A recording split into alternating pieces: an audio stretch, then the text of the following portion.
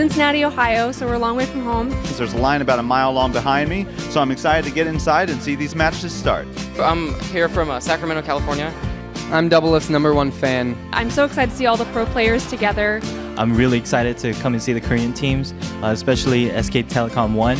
I'm so excited and looking forward to meeting Dyrus. And I came only for Doublelift. And I plan to take him with me. So to be here in the audience live is just going to be great. And yeah, I'm really excited. Oh, actually, I gotta go. They're letting people in.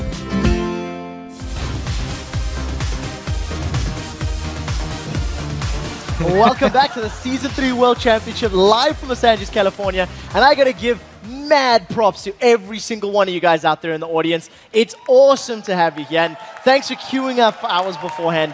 There's about 450, 500 people here just for the group stages. A large number, yeah. It's massive, it's massive. And it's great. Through the soundproof headsets we have, I can still hear you guys cheering from like across the stage. We're about as far away as we could be. They're a little loud. And your TSM chants, your cheers come through, so thank you guys for making this magical. Well, once again, we would also like to welcome OGN's Monte Cristo, EG's Crepo, as well as CLG's Doublelift. Welcome back to the desk, guys. Now that we are 3 games into Group A, let's take a look at the standings. Tied for first place is China's OMG and Korea's SKT T1, while Team Solo Mid is sitting in 3rd at a 1-1 record. And rounding out the very, very early standings is GamingGear and Lemondogs at 0-1. But with 7 games left to play for those teams, we still have a lot of league to go before we can crown a Group A winner. Yeah, so I want to open this one up to the panel, and before we get to our next couple of matches, let's actually take a look back at those first 3 games, starting with the inaugural battle of the Season 3 World Championship, GamingGear versus Team Solo Mid. Now, I want to cast your minds back just a little bit, and let's talk about the picks and the bans, because Monty, you were feeling very strongly about this game. I really did feel strongly about the picks and the bans in this game. I don't really understand why TSM got so many of these powerful champions. I mean, coming from the Korean scene, this is pretty much a dream team for the KT Rolster Bullets, a team that aren't here. So just to clarify for everybody as well, we did see a first pick Jarvan from GamingGear. Later on, we've seen TSM securing Vi, Corki, and Fiddlesticks. Yeah, you know what stood out to me is that GamingGear played like they weren't on the latest patch. We see the Elise, Karthus, and TF bans against TSM, but I don't really see them picking up those champions when there are other picks like Shen, Vi, Zed, and Corki that are all available and all really particularly strong right now.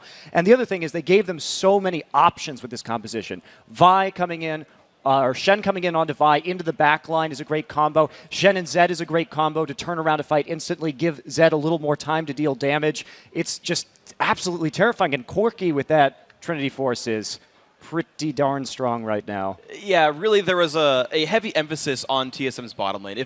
Like the opening I was going to say for GG was the mid lane. Okay, can Mazzerin beat Reginald and can Alunir kind of gank and get that lane ahead? But the top lane and bottom lane were the lanes that I was going to give the TSM, and it looked like that was their plan as well. Special pink warded that lane a number of times and let the ganks come in. You had a Vi gank it about 7 minutes in with the ulti, threw a pink ward, killed Thresh, and then TSM turned that into Dragon and a couple of fights in their favor. I think that's exactly what snowballed the game. Just the bot lane gank. Stealth gank, typical pink warded. They weren't ready for it. Killed the Thresh, moved into a Drake. Really good try to contest it with Gragas, but I think a beautiful flash from Odd1, if people remember. Gragas was trying to get out the Smiter to stop the Drake. Odd1 just flashed it. They turned the fight around with their superior team composition, as Monde pointed out. And by then, the game was already in its final fold. Let's start to wrap up this game as we move on to game 2. But I know Doublelift, you know, when we were talking during the course of the game, TSM were quite in control of that one. But you had some strong feelings or words towards the game again, their style of play. Yeah, so my problem with that game was not so much the play as it is like the mindset coming in. GamingGear has never been in a LAN before, and so the mentality coming into a LAN when you're this nervous and it's your first like big shot on the world stage is you're going to play really reactively and you're not going to be calm and focused. You're going to be very like panicked and reactive. And you saw like Mazzerin would just go really far over aggressive and overextend just because he was playing really instinctively instead of playing calm, and that's put GamingGear in a lot of bad situations where they would just go over aggressive. Well, we'll have to see how they can pick it up, as we'll be playing a little later today. Game 2 was, of course, SK Telecom taking on the Lemondogs. Freak, I want to throw this one right at you. Pick some bans, Swain, You loved it. I was actually really excited about Lemondogs' pick and ban phase because it felt like they had that full champs like planned out, and it played out how they wanted it. So looking at the bans, right? They got rid of Orianna, Caitlyn, and Zed. So they know Faker's first picking Ahri, and they know that Piglet's going Vayne. Those are like guaranteed picks coming through. And so what these guys did is say, all right, we're going to play Swain, who we think is going to win the 1v1 matchup because you won't burst the Swain out and he'll survive Ahri. And then Vayne stuck there in short range, locked up with a Vi, locked up with a Malphite, and here's Swain burning you down the whole way through. And I thought, oh, they've planned out this comp ahead of time and got every pick they wanted. Just before we get some chime-ins, I know that during the early game, we've seen some nice vision control from Lemondogs, then they try to set up that gank. E.g., like Crepo, you read it like a book. It's something your own team has done before. Talk me through that early game phase. I mean, basically, it's a page out of Innovated's strategy book. It basically revolves around warding up your own red jungle, going to the enemy jungle, and then basing from there, giving your opponents an illusion that you're actually in their jungle. Then they went through the lane and contested their own red jungle, which almost worked. They didn't get a kill from that. I feel if Lemondogs could have gotten that kill, they could have gotten a snowball needed to beat such a humongous team as SKT1. They got a really big lead early, but then later on the composition kicked in, especially stealing the blue buff. Like me and Monty, we went back and forth on that a lot. I think for me the game went back into SKT1's favor once they denied the first blue buff of Swain. I mean, we talked about that. I think that the blue buff accelerated the game pace, but I don't think it was actually critical to that victory. I think SK Telecom, based on the composition, and I do agree that Lemondogs planned out the pick and ban phase and knew what was coming, but I actually think that they misplanned it. In that, Piglet is known. He's one of the very few AD carries who will split push by himself on Vayne, the other one being double lift. So in this case, you have Elise, and the build on Elise too, going for the early haunting guys. So you had strong split pushing coming in. So you had the Vayne in one lane, the Elise in another. They got control over bottom side jungle with vision and planted Faker in there to punish rotations. From Lemondogs' perspective, if you're going to deal with these split pushers, the only answer you have is Corki. But if you take Corki out to go split push against Vayne, all of a sudden, with Thresh, Swain, Vi, Malphite, you don't have any more damage to take it. So you need Vi and Malphite there to make picks, but if you lose vision control, SK Telecom sees it coming every time, you start losing towers. So they didn't have an answer to the split push with their comp unless they had better rotations, and I don't think that Lemondogs can out-rotate SK Telecom. I think the only answer would have been a really big early lead, and I just wanted to say, like, Faker was godlike. Every chance, Lemondogs had such a lead, it just wasn't big enough, and Faker denied them every opportunity to get a bigger lead. Okay, Vi's ganking me, you know what, I'll jump out. That's what a normal Ahri would do. No, Faker would just put a charm in his face, put him under the tower, and he drew so much attention to him, and he just outplayed every fight. You could see it every fight. He would jump away just right before Malphite ulti came, Vi ulti landed. He just decided that game on his own. And I just wanted to add, like, the Vi Malphite combo that Lemondogs pulled is really strong against, like, old CLG style or like traditional Chinese style where it's very AD centric. But against SKTT1 where both the solo laners are so scary, that game it was Elise and Ahri, Vi and Malphite won't be able to kill one target where they have 3 threats. So it's just really not that strong. So going into Game 3, it was a little bit more chaotic, TSM versus OMG. During the course of the picks and bans phase, you know, Double Lift, you had some strong words about the assassins that TSM were picking, and it was going to be difficult for them to kill OMG.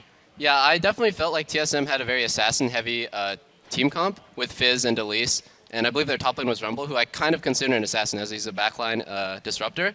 The backline that game was Ahri, who is not going to be caught, Caitlyn, who's incredibly hard to get to with Zyra plants and like Zyra ulti to zone, and their top lane was Kennen, who's eventually going to get an Hourglass. So who are you going to assassinate on OMG's team? It's just really hard to come back from such a big deficit like that when you're outcomped. The one thing I do want to just highlight as the final points in this game was that the roaming death squad that came up from ONG, they pulled it off. They got it going very early on in that particular matchup, and they really made it work in their favor. It was something that, you know, before 7 minutes, they'd tower dove once and they picked up kills. Monty, do you want to chime in on that? Because it was something that we all talked about and knew was going to be happening leading up into this match. Well, OMG has been dealing with this style, executing this style ever since really they started in the LPL, the roaming gank squad.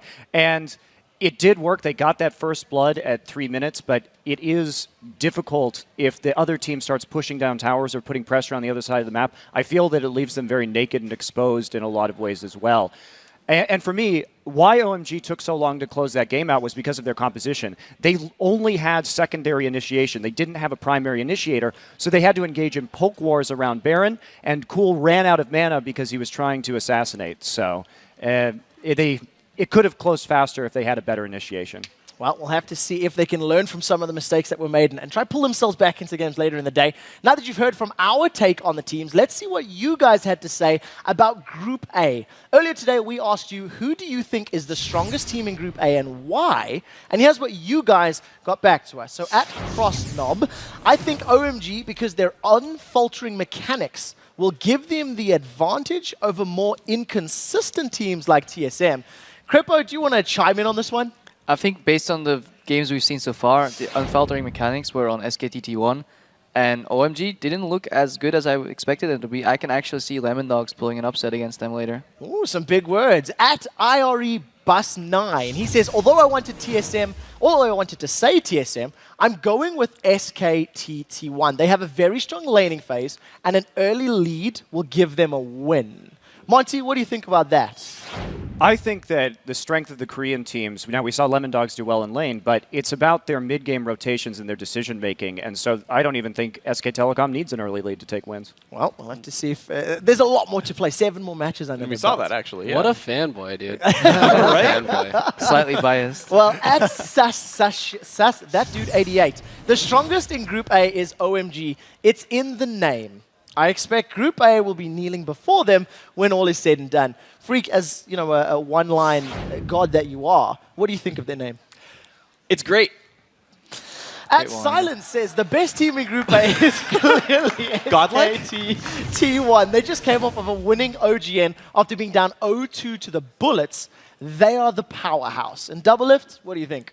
You know, even though people downplay OMG, and I think there's a big difference between SKTT1 and OMG's style, but I think the Chinese metagame is so strange. And while I really think SKTT1 has proven that they're like super strong, I really just want to see them play OMG like so bad because they are the favorites into the group. But 2 games down. OMG, SKTT1, we're getting there. Well, congratulations to the winners of the Logitech Gaming Master. Those were some world-class tweets. And even though we've already played 3 games, it's not too late to send us your predictions. Isn't that kind of cheating? They already saw 3 games. It's not cheating. It's research. So ignore Freak and send us those predictions. We're at LOL Esports, and remember to use the hashtag Worlds. Well, and once you're done sending us your research picks, stop ignoring me and head over to bit.ly/worlds1, and that's the numeral, not the word, and answer a few questions like, which region would you most like to see host next year's World Championship? It's easy, it's fun, and it'll help us level up the LCS as we rep Season 3 and move ahead to Season 4. And let's not get ahead of ourselves. We're only 3 matches into the Season 3 World Championship, and we've still got 7 more games to go just today.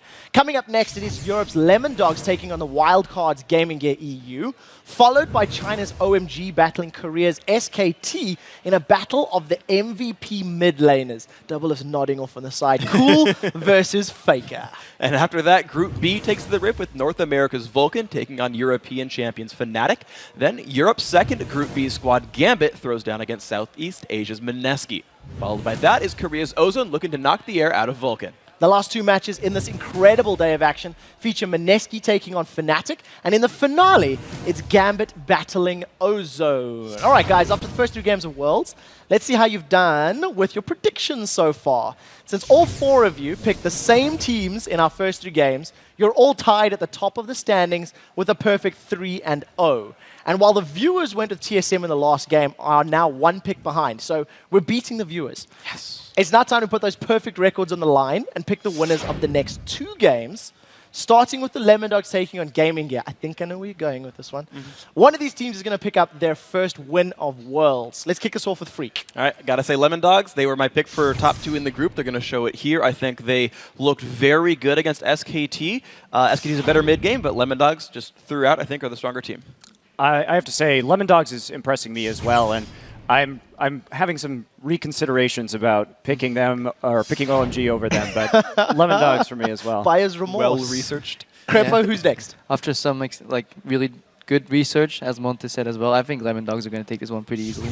Double lift? Yep, short and sweet. Lemondogs has impressed me in just one game. 4-0. There's no variance yet. No variance. Now, next up, it is going to be OMG versus SKT. Now, this is a matchup that Double Lift was getting very excited about. So I'm going to kick it off to you to start off my prediction. You know, just because I said SKT is going to hit #1 in the group, I have to vote for them because they are the favorites. But it's going to be so close. I know it's going to be really close. I really just want to see the Chinese meta clash against the Korean meta. Your heart is saying My heart is with OMG. SKT, though. Your head is saying SKT. Yeah. Crepo, what about yourself? Both my heart and head are with SKT1. Oh, so you're joining forces with Monty? Yeah, I found out that the optimal strategy for this desk is just not at whatever Monty said. Monty, what's your prediction? Well, first off, I'd like to congratulate Crepo on his intelligence, but I'm going to take SK Telecom T1 as well. I think that they're just going to out-rotate OMG in the mid-game just like they did against Lemondogs. They'll probably go to an early deficit one more time, though. All right, and for me, the only time I'll agree with you today is that I think SKT will win. I will vehemently just refuse everything else you say the rest of the day. So SKT, but otherwise you're just done. Well, we'll see how our analysts fare a little later in the day. And if last year's World Championship taught us anything, it's that predicting a winner is tough. As TPA came from nowhere to take the Season 2 title. And while the Assassins failed to make it back to the Worlds to defend their crown, they aren't the only Season 2 team that didn't make the cut. In fact, only 3 of last year's squads are back this season, and they're hoping their experience at Worlds is the buff they need to get out of the group stage. Yeah, it's definitely at a different level than it was the first season when we won. Everyone's gotten better and there's gotten more people involved. It was much harder, so it felt much more earned than last year. Of course, last year it was hard because we were not as good as we are now, but even if it was harder, it was easier in the end for us to make it. No one likes seeing one team just dominate, you know? Like, I think last season, the top 5 teams that took 1st to 5th, only one team made it back. Now with the LCS for this season, the competition got much harder. Like a lot of old teams that got knocked out are not even going to Worlds. We're basically the oldest team left in the Worlds right now. I think it's just good to be here, no matter if you're a returning team or you're the team playing. Everyone wants to be here and we're here. I think no one will be nervous. Everybody is preparing their own new strategies, so maybe like trying to do the best. Well, it's awesome hearing from the pros. I have a unique experience of actually having 2 players who were at last year's Worlds who haven't made it this year. How painful is it not being on, actually competing?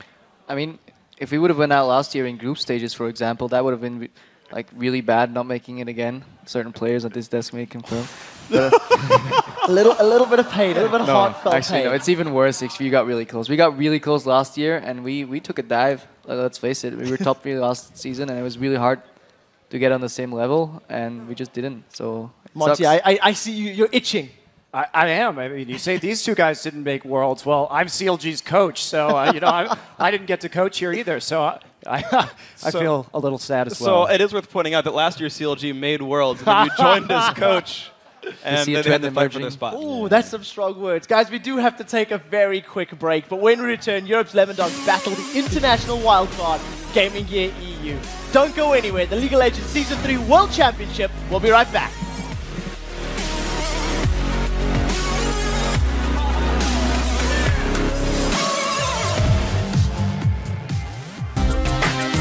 We came into the season with 0 expectations, and after we won against Gambit, pretty much people started to realize that we are like a good team. More teams now know who we are and are afraid of us, and hopefully we can perform.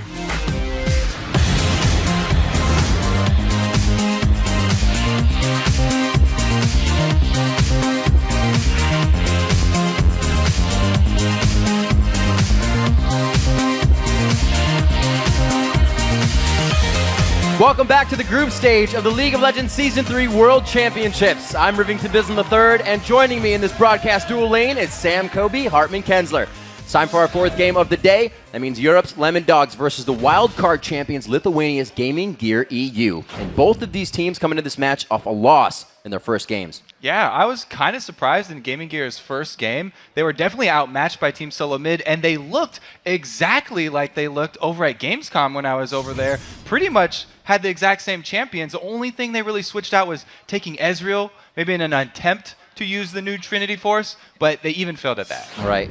And while Gaming Gear fell to TSM, Europe's Lemondogs faced off against the Korean juggernauts, SKT, in their first match. So we've seen 2 different matchups here. So the Lemondogs actually had that nice level 1 plan that they talked about already with their analysts and rated coming in, and they got a good early start, but they weren't able to hold on against SKT. I mean, once Faker started assassinating people, they were able to split up Lemondogs and really play their game plan. So we're just about to see what plan the Lemondogs have in store for Gaming Gear. But first, let's check out today's starting lineups. On the blue side, it's Lemondogs. In that top lane is Zoro0, Dexter in the jungle, Nukeduck in mid, Tabzz on AD carry, and Mithy on support. They're all looking pretty relaxed. And on the red side, it's GamingGear.eu. NBS is up top. Alanir is in the jungle. Mazzerin is mid. DeadlyBrother is the AD carry, and Inspiro is the support. And we've been actually seeing a bit more Vi in the jungle as we've been seeing these games come out, which is really causing the initiation for the Assassins to be a little bit more frequent to go in because they have a bit more safety as well. So a lot of aggression coming into the worlds here. Yeah, setting up these junglers that have very high kill potential with their ganks, extremely popular right now because everyone likes to get their lane snowballing extremely early. And we'll have to see the picks and bans here. Remember, as we were saying, Lemondogs kind of going on that first level strat of the flashing over the wall when they played SKT. So we'll see what they have here for level 1 scouting. First picks and bans, though. Now, Lemondogs is a team who said in multiple interviews that they really pride themselves on their ability to adapt to the new patches. They feel like they figure out the new quickest champions that are very strong really quick. Right. And they also, like I said, brought in that new analyst and rated. So they have a lot of thinking to do before they even get to the games here. It looks like they are going to go with similar bans against Gaming Gear, definitely targeting that Orianna for Mazzerin. Like their coach for Gaming Gear said over at Gamescom, you know, Gragas isn't really one of his mains. Yep. Orianna definitely is, though. We have the 100% pick ban on Orianna going throughout all 4 games we have so far. Kennen, Twisted Fate, Zed also seeing just almost permanent bans. We've seen a few Kennens, but the Elise, highly contested as well, is actually going to be the first pick coming in, as Lemondogs are on the blue side to start. Yeah, I mean, we talked about junglers with early kill potential. Elise is the epitome of a jungler with early kill potential. The CC that she brings, as soon as she hits level 3, she has all of her abilities. She can execute you. She can get over walls. She's very, very, very agile. And it was Dexter to get the first blood against SKT to go into that top lane for lane gank. So I have to see with that aggression if he decides to throw it out on the Elise. But could be going to Zoro. We'll have to see. Probably not. Corki, again, being very highly contested, and it was really word of mouth by everybody coming into this tournament. I mean, with the buffs to Trinity Force, people have been looking at what champions can I use this item on. Corki is pretty much the premier champion to use that item on. He's extremely strong early, and going Trinity Force, he hits that power spike even earlier. As soon as he finishes it, he is a beast. Especially if you're hitting it at 13 minutes, like Wild Turtle had the advantage in his TSM game. So I have to see, that was Thresh picked up as well to go with Corki. We've seen that combination come out very strong in the lane, but the Vayne Zyra as well. Feels like Tabzz wants to be able to carry this game for his team if necessary. Yeah, Tabzz is definitely a strong Vayne player, and she has the ability to duel people towards the later stages of the game once she does get that Blade of the Ruined King. Like Monte Cristo pointed out, you know, not very many Vaynes will split push, but she's definitely one of the AD carries that can. She doesn't have great wave clearing, so it takes her a while to get those items. And then once she becomes a strong duelist, send her off into a side lane. Happy to put farm on her. I remember that game that Doublelift did it, and everybody's like, why'd he build Frozen Mallet? We don't get it. But he knew, and so did the team. But yeah, we'll see if they try to go for that split push strategy. We do know Gaming Gear likes to go a little bit harder in the early part of the game, so that won't affect the split push as it happens later. So Lemondogs may be able to work around that. Yeah, and Lemondogs, after playing SKT1, it seems like they are taking a little of that SKT1 flavor here. One thing that I really noticed about SKT1 is they, in their games, they focused a lot on the early game dueling potential. Like Lee Sin is amazing early game. Elise also. Those two have pretty much the best early game executes. And then like we said already as well, Vayne, one of the strongest duelists for AD carries. Lemondogs here going with a very similar style as they're mousing over some more assassins. And we have to, we've talked about it, the casters and the analysts coming into here, that this tournament revolves around a lot of the fact that mid laners are the power of a lot of these teams. Yeah. And assassins in 3 and 11, that just helps them out even more. So that's a good point. In the last game, Lemondogs, they used Swain as their mid laner. That's not only is that uncharacteristic for Nukeduck himself because he loves assassins, but also, it definitely really didn't pay off there. So being on Ahri, he's going to be much more at home, definitely more his playstyle. So we see the Zac being picked up as well, which is probably going to be going to Zoro in that top lane. Yeah. He's been known to put it out. Zac has been actually shied away from due to the whole Bloblet change, but we'll see if he can really put up a big fight with it. Those probably things won't just be fly against off that everywhere Renekton. now. Yeah. It's hard to keep control of them. He can go against Renekton in the top lane, but they'll probably see the switch up. So he basically starts a Doran shield, tries to sustain either 1v1 or 1v2.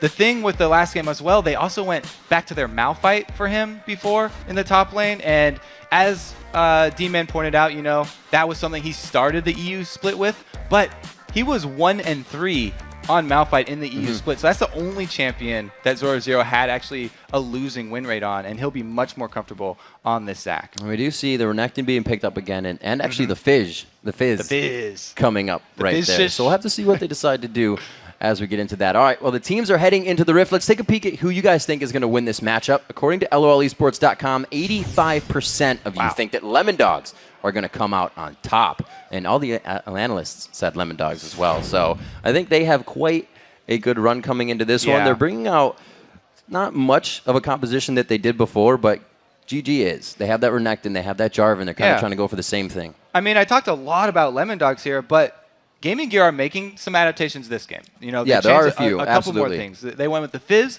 and the Corki. Last time TSM took Corki away for them.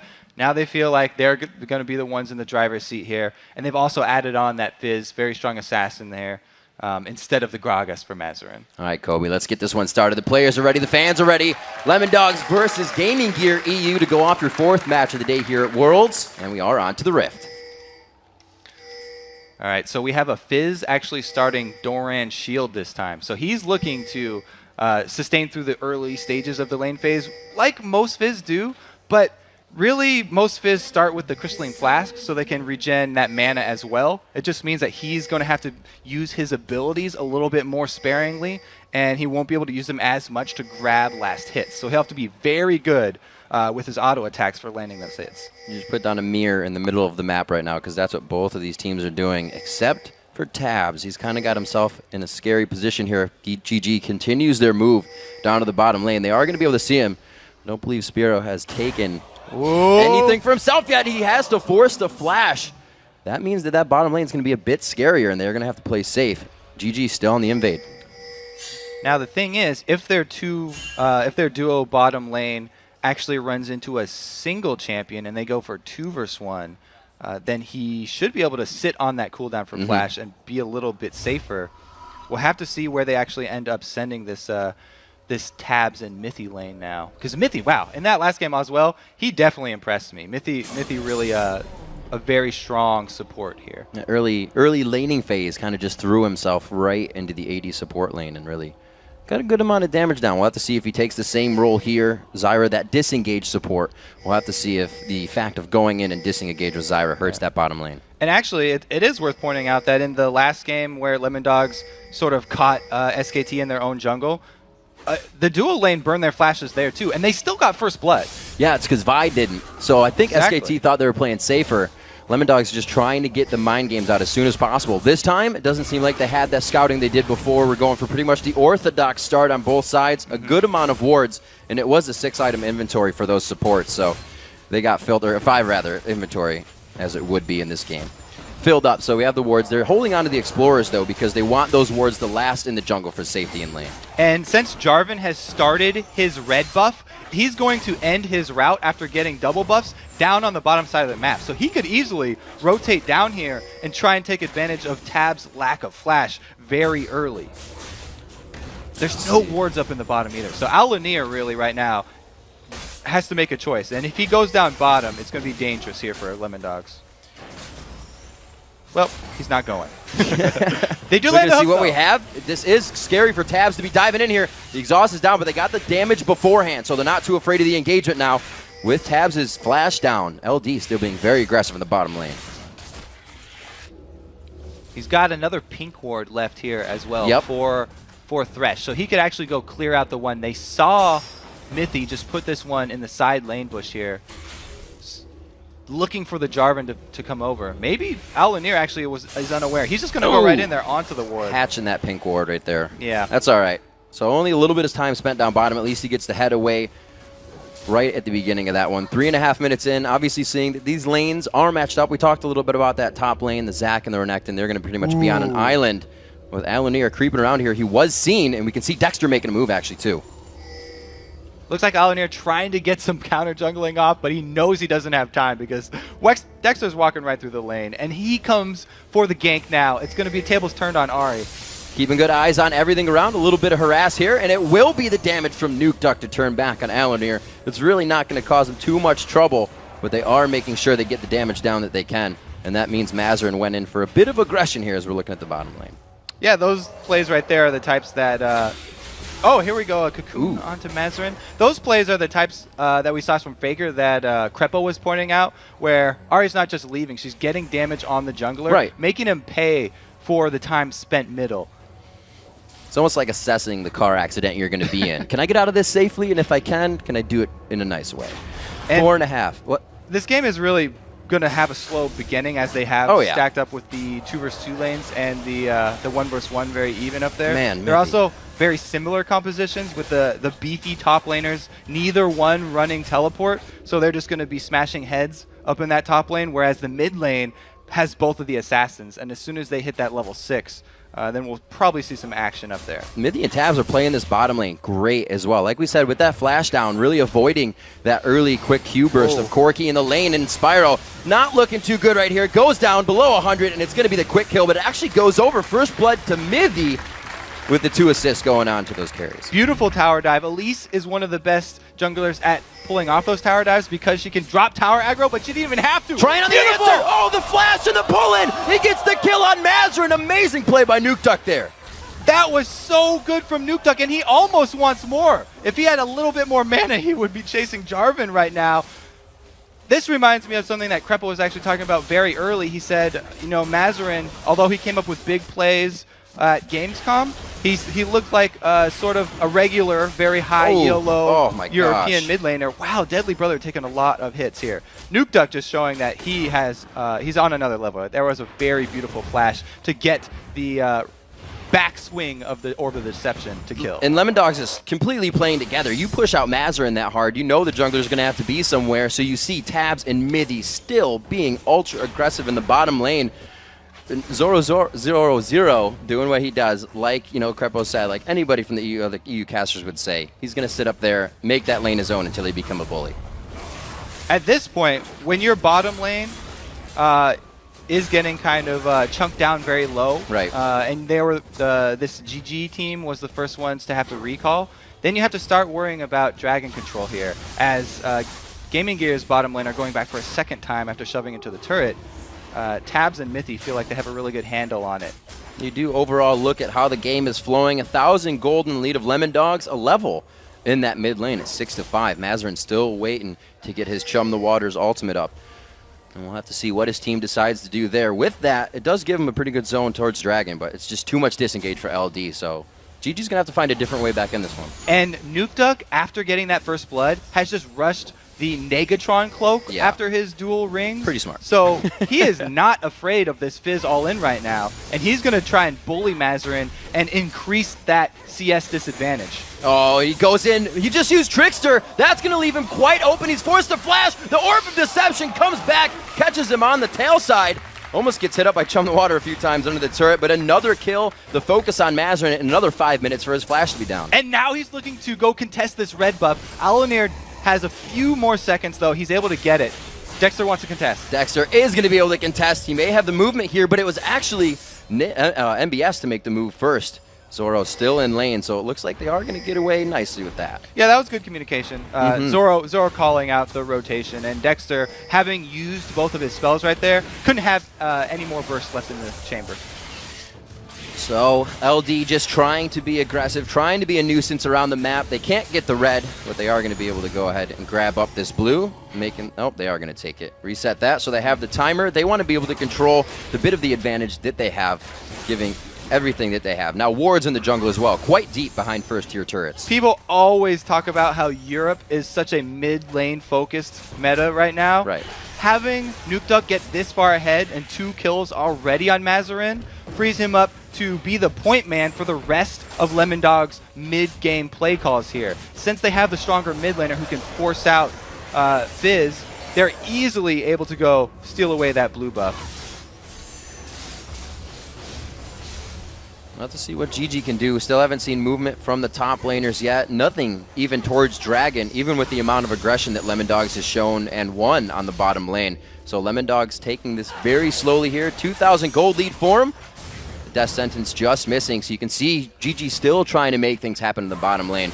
Right behind them, Alunir waiting. This is also interesting in the mid lane here that Nukeduck, his style of mid lane is not to roam as much as a lot of other mid laners.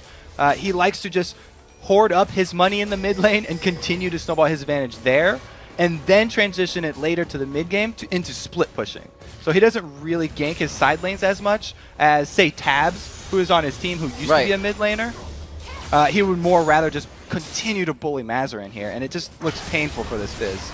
Oh, good damage going on to Corki. DeadlyBrother forced to back off. And it's almost the way that it works for Nukeduck in the mid lane. These side lanes play so aggressive, his roam would have to be under the turret if he came. So with all of them winning, he's more than happy to sit here. And we've already seen one tower dive from Dexter that was very, very successful. Right. Not even taking a lot of damage there, so I wouldn't be surprised if we saw another one. We got to remember that Lemondogs came through as one of the most consistent teams in EU. They didn't grab it at the end, but they definitely held that most consistent record. Maybe the only consistent team. And that was after adding this Mithy here in the bottom lane. Once they got a consistent roster, then they started playing a lot smoother.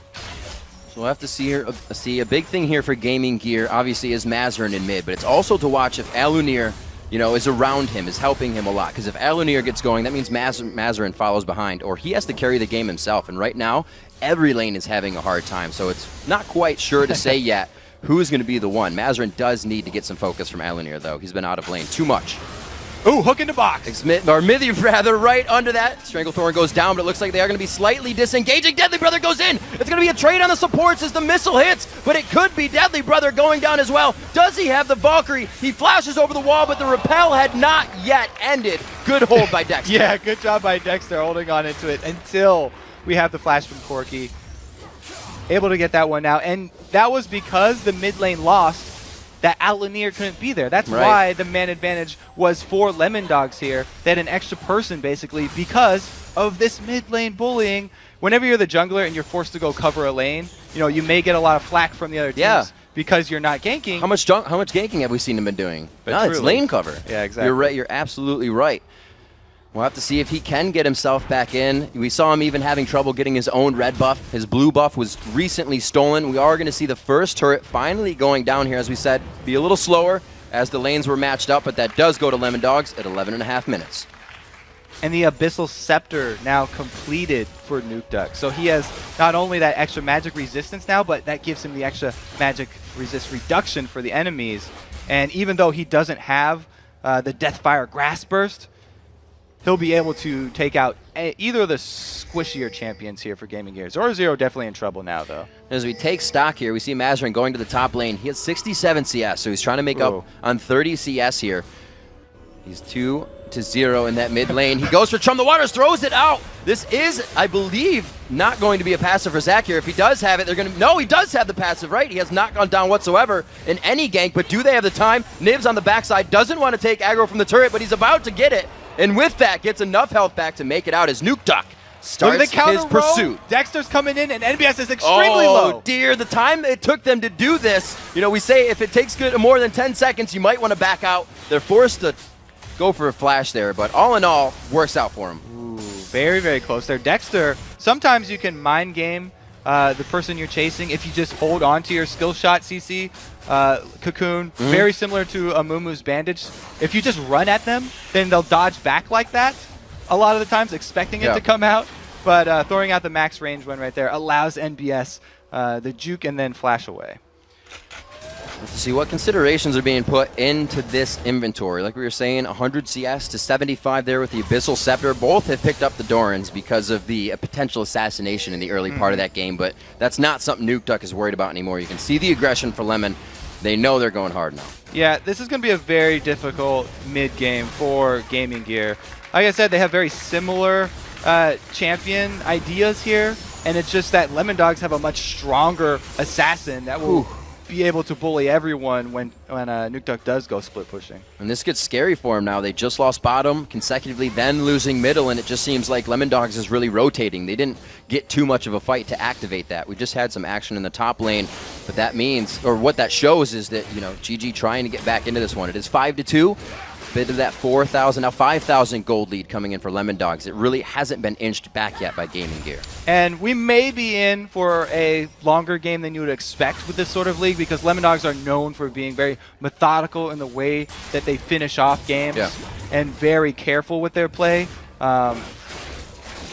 Crepo was talking about how they have a weakness if they get behind early, you know, but they don't do that often, and when they're ahead early, they execute the game very well, and they'll just take everything on the map before going in for the finish. And another thing we can see change from game to game is the pink wards, the green wards. You know, you see SKT and OMG and those guys play, and there's pink wards everywhere. Just a little fact that, you know, these guys pulling out the greens, not as much ward control, but it's really coming into who's going to be making the mistakes for these guys. Yeah, so talking about ward control, we had an Oracle's picked up for Mithy, so at least he's going to be clearing out Gaming Gear's vision now, and so that just basically makes Gaming Gear play even safer than they already are. They only have one outer turret left standing. Right. After that one goes down, this entire jungle becomes the area of Lemondogs. Going very hard on this turret through V3 situation, and Spiro in the background getting taken down. It looks like they are going to be able to go for DeadlyBrother here. It's just a matter of time microing in each other on that turret aggro. Dexter gets it.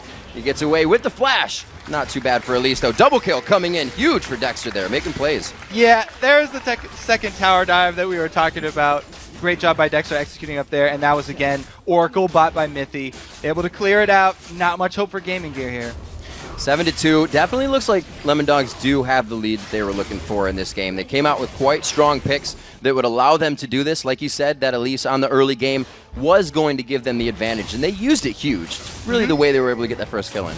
And now with her adding Sork Books onto her Spirit of the Ancient Golem, not only does she have the tenacity and the HP to be able to pull off those dives, but the penetration's so strong with Elise's kit. She really, really packs a punch. Or a bite. Oh, I see what you did there. So we'll see the Abyssal Scepter, as you said, finished, and to follow that, the needlessly large rod. So the power to be coming out here for Nukeduck.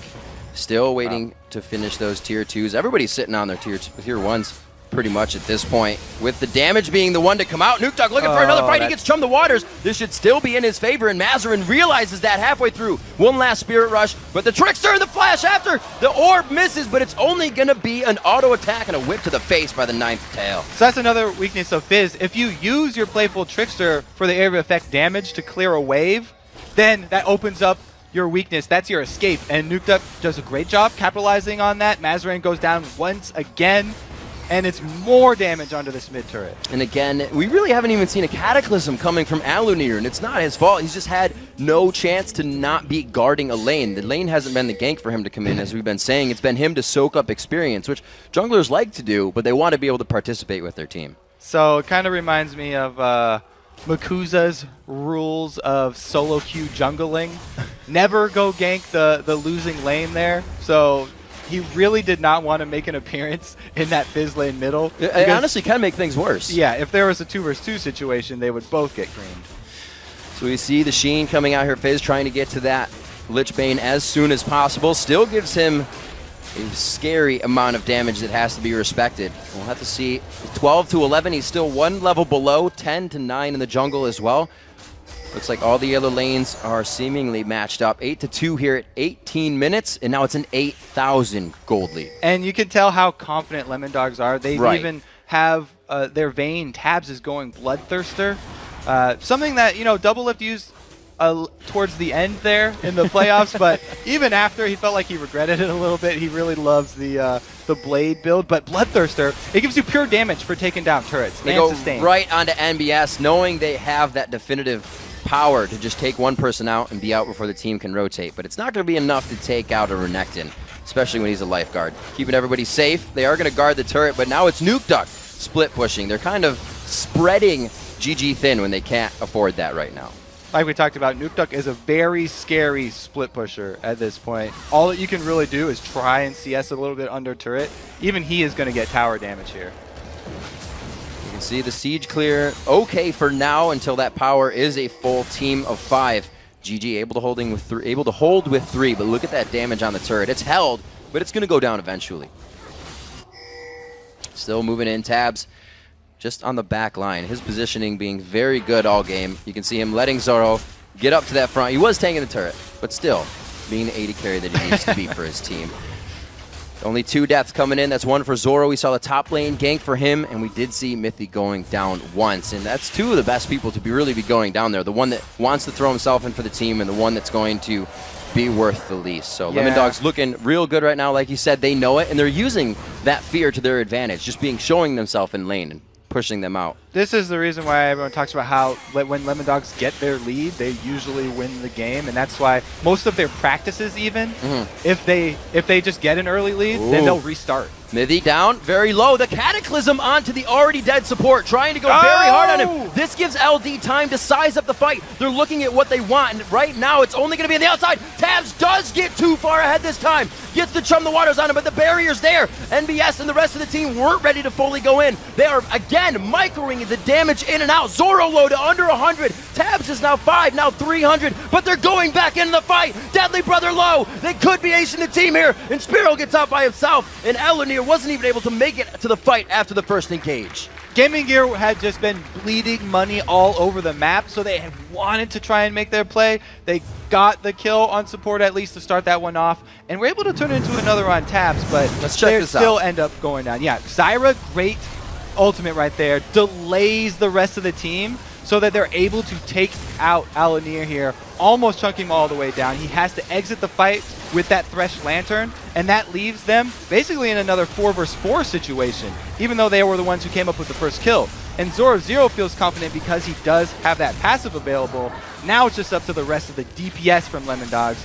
Chunking down Mazzerin enables them to have the confidence to finish off DeadlyBrother. That's really one of those fights that you use your ultimate first, and you better use it right, or the other team's going to come back even harder. You got to hit him real hard the first time. Yeah, so, I mean, Mithy did a great job, even though he was first one to go down there, got off the Stranglethorns in the perfect area to delay the rest of GamingGear and allow his team to clean that one up. So a game that might have been just slipping through the hands of GamingGear, now definitely in the hands of Lemondog, but not yet over. The mistakes can still be made. The inhibitor turrets are up, and that's really the last defense here for GamingGear to try and funnel Lemondogs into that circle of right in front of the base and get the attack. You can see Elenier trying to get himself out here. Nice cheeky move. Keeps himself safe. I mean, that was the Deathfire Grass there from Ahri, so at least they've got it on cooldown now. You see the whole team. They are still leaving Nukeduck by himself, so that split push will continue to come into play. You see the rest of Lemondogs staying together, actually going for the 1-3-1 a little bit as they start to rotate towards top lane in the end. And GamingGear, at least now they do have that Trinity Force on Corki, so the hope is there. Maybe they'll be able to turn a bad tower dive around. Might get some surprise damage out that Lemondogs has not been seeing. We are 5-0 in turrets. Turrets also mean map vision, so they are losing a lot of control over the jungle when these turrets go down along with the vision. 11-4, the gold lead continues to go up here at 22 minutes. Still very early into the game. This is when we should really be seeing everybody ramp up, but Lemondogs is hitting their peak right now. Oh, and Lemondogs going for the classic EU Baron towards the end of the game. This is really where, if GamingGear want to take something, they have to do it now. But Nukeduck in a one-man army is going to hold off the team. He takes down DeadlyBrother to about 100, but he is able to help with the help of Zoro to grab that kill on his Spyro. And they keep going in. Mazzerin, a good attack onto Nukeduck here. This is a lot of damage they won't have for the fight. A very good kill in the shutdown that Mazzerin needed that gold. The rest of the team to follow in. Zoro, Zero, and Dexter. This team has so much ability to chase. The repel coming in, the elastic slingshot, and the chase coming in from Vayne's passive means that these guys will not be making it out alive. Woo, Tab's going to finish that one off. They probably won't dive that Corki because he still has his gap closer. But right there, it was an early smite from Dexter, but you know, there was no hope for Alanir getting in there. Very desperate now for GamingGear. Lemondogs slowly just kind of going through this one now. Wasn't really a game that they tried to come out with as they did scouting in their game against SKT. We saw 3 flashes burned in the beginning, and then the flash burned by Dexter to get the kill. Again, Dexter came out big in this game for his team, but they played it normal in the beginning, and they matched up the lanes. So we've seen 2 different play styles from here of Lemondogs really, well, not working out for them, but giving them a lead in the beginning of the game. This one they were able to hold. Yeah, and when I said Lemondogs take everything on the map before they finish, I meant everything on the map.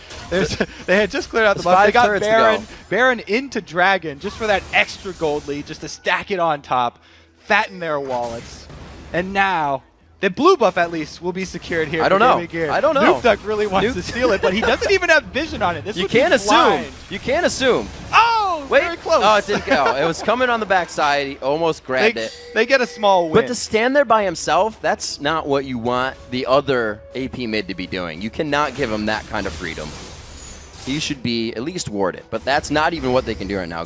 GamingGear looking to get a few out into their jungle where their turrets would usually be. So they have one actually right outside their base to come out, and another one just outside the wall, making sure nothing comes over the wall at them, because we know Nukeduck can take out one of these guys very quick. So GamingGear, this whole bracket, or this whole group is really looking very hard for them now. As they're, after this, they're going to have to turn their sights towards SKT1 and OMG. The road is not going to get easier. So if they want to get back in this, they're going to have to make their stand at their inhibitor turrets. You have to believe, Riv. You have to believe. Have to. Coming in, well, they need to take a few more effect of their advantages. The bottom lane had a Vayne flash down, and we only saw a few of the death sentences thrown. Like, that Thresh lane should be going in quite hard. You're against the Zyra, but once that Zyra misses the grasping root, it's kind of like the Blitz Fist being down. It's kind of a trade-off situation. And Mithy and Tabzz did very well for having a Vayne flash down very early. That's actually a pretty good point. You know, Alanir actually, after the blue buff, even though there were no wards down bottom yet, he went to do his wolves first, and by the time he came down to do the Jarvan sneaky gank into that bush, that's when the pink ward was just placed into that bush.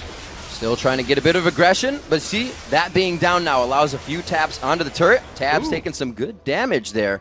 Not good for him, but DeadlyBrother definitely liking that. He has the blue buff. They gave it over to Corki. They need to stop these sieges, and they want those missiles to be coming out from him, and that Gatling to stop the siege. Tabzz with that Bloodthirster, he's able to just heal right back up. You can see him right there calling Dexter off of the minions. Hey, I need to lifesteal off of these. Give me back my HP. So we have a 15,000 gold lead rolling in here. The interest is starting to accrue for Lemondogs, and they're going to try to finalize this one. Going in very strong. They get DeadlyBrother. The blue buff has been transferred. It's also going to be Alanir going down. It's the rest of the team. Mazzerin running for the fountain. Looks like Lemondogs will be able to get this turret, and they're going to see what they can do inside the base the time they have. Yeah, dive, very predictable right there. Definitely not surprising. They're so far ahead, and they have this tanky Zac with his revive passive up. Very well played here from Lemondogs, though. They're going to get another inhibitor turret off this. For a team that it would be crazy to dive, having a Renekton, a Fizz, a Corki, and with a Thresh on him, you don't think there'd be too much diving, but they brought the right composition to the game, and that has been how Lemondogs is really advancing every time. Another inhibitor. Those were 2 consecutive for themselves as they move out. Bottom lane's only at River, so we may see him back soon. I mean, everybody was pretty confident in this game here for Lemondogs. Absolutely. But I don't know if people expected this much. This is a ginormous gold lead at 27 minutes. Already double completed items coming out. We just had that Randuin's finished. That Phantom Dancer came in as well. I believe that Last Whisper. Wow, Tabzz had some money. Also, the Shirelli is coming in. Ruby Sightstone's out for both sides, so we can see that wards are still being considered, and they need to be, but all of those wards on that side of the map right now are Lemondogs. GG can see inside their base. Yeah, it's extremely rough for them. They almost have nothing left to defend here. Fizz has a Lich Bane, though. The magical Lich Bane for Fizz, which is, everyone talks about his huge power spike there. I mean, really, that item adds more scaling onto Fizz. Right. And so after you get more AP on top of that, he benefits even more, but it's so little, so late here. Lemondogs really look like they're just going to walk this one in.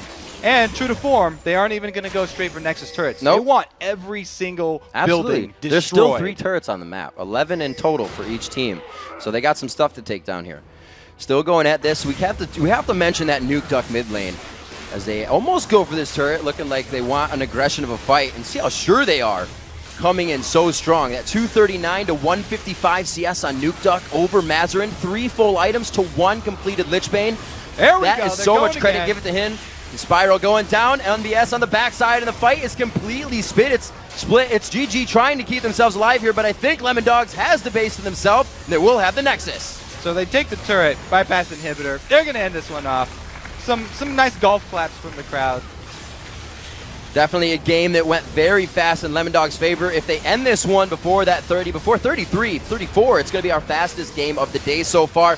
Dexter tanking up this last turret. They do have the minion wave coming in. It's going to be Lemondogs with a very definitive victory here over GamingGear.eu in our 4th game of the day. 29:01 on the clock. So they had every building destroyed and every champion dead at the end of that game. Get your playtime in. You're on stage. Lemondogs completely wiped GamingGear that game. Surgically removing them from the map every time. Nukeduck got so much pressure in the mid lane. Alunir lived there. That was also his lane. I don't think we saw one gank from Alunir. We saw that mid gank by him, and he actually charmed him right into the gank. Yeah, and he went bottom one time already. The ward had just been placed, so he was foiled there.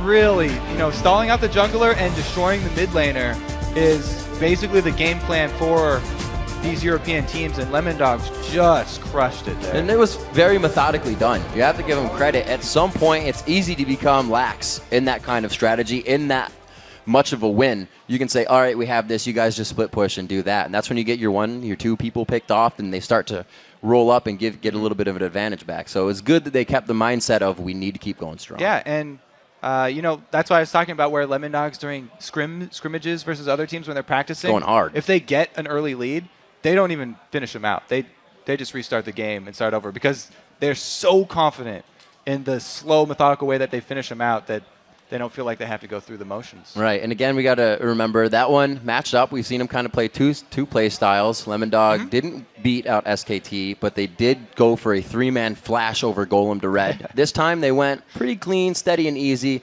Just let Dexter do a bit of work. Yeah, and Nukeduck in the mid lane. I mean, we have to, again, shout out the beautiful plays right there. That Ahri, he had beautiful flashes on Fizz. Controlling him just the entire time.